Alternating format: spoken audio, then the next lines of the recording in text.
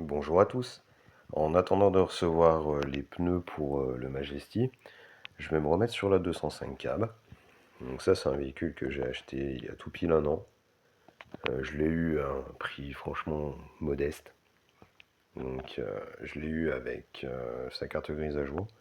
Contrôle technique valide pour 2 ans. Bon, à l'heure actuelle je me demande toujours comment elle a pu passer le contrôle. Alors, honnêtement c'est un mystère. Donc c'est un véhicule, je tiens à préciser, je ne l'ai pas essayé. Quand on me l'a proposé ou quand on me l'a proposé, je savais déjà que je la prenais, j'avais même pas besoin de monter dedans. Elle démarrait, elle roulait, elle avait sa carrise, ça s'arrête là.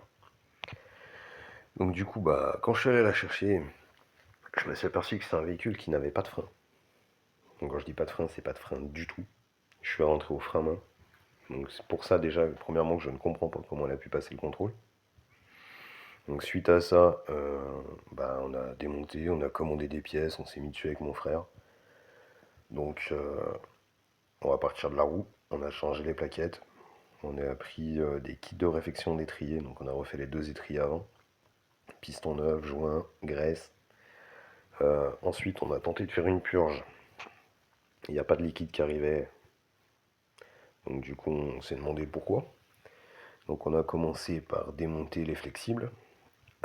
Et même flexibles enlevés, le liquide ne coulait pas même par gravité. Donc du coup, on a mis des flexibles neufs. Ensuite, je me suis aperçu que la durite rigide côté conducteur était pourrie. Donc on l'a remplacé par une durite neuve. On a changé le mètre cylindre. On a fait une purge sous pression. Donc le liquide coulait bien aux 4 roues. Pas de problème, on a tout remplacé, liquide propre, nickel. Cependant, le véhicule freine mieux, mais il ne freine toujours pas correctement. Donc là, je vais me lancer dans la pose du Masterback. Parce que là, maintenant, sincèrement, je vois plus que ça. Parce que là, du coup, on voit bien le mètre cylindre neuf, avec la durite à droite là, qui est neuve. Et du coup, on va démonter cette bête là, et puis on va la remplacer par une autre, et puis on verra bien. On verra bien ce que ça va donner. Parce que là, sincèrement, je commence à sécher, je vois pas pourquoi elle veut pas freiner. Donc, depuis l'achat de cette voiture, je pense que j'ai dû faire 200 km avec, en un an. Sur un an, donc du coup, plaquette, réfection d'étrier, flexible, durite rigide, mètre cylindre. Ensuite, je tombe en panne de batterie. J'ai mis une batterie neuve. La sortie d'après, elle a pas voulu démarrer. Il a fallu taper sur le démarreur pour pouvoir repartir. Donc suite à ça, j'ai mis un démarreur neuf. Ensuite, j'ai fait vidange, filtre à huile, les bougies, la cour d'alternateur. Et je suis ressorti avec la voiture, je suis de nouveau tombé en panne. Du coup, l'alternateur ne rechargeait pas. J'ai fouillé un petit peu ce qui traînait chez mon père. J'ai récupéré un autre alternateur qui était grippé. J'ai pris le régulateur de tension, je l'ai remonté sur mon alternateur. Ça a marché 6 mois. Je suis allé manger chez mes beaux-parents, tout fier d'avoir refait la voiture cet hiver. Et là, quand mon beau-père me dit on va faire un tour, la voiture n'a jamais démarré. Donc aujourd'hui, je vais poser l'alternateur.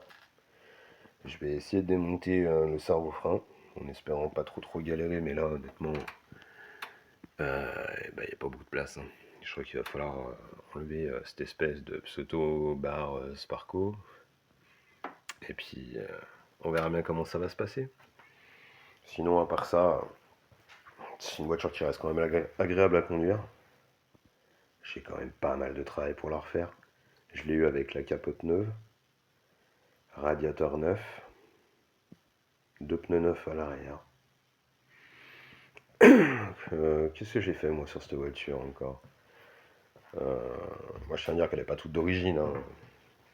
Il y avait des panneaux de porte GTI remontés neufs là, visiblement.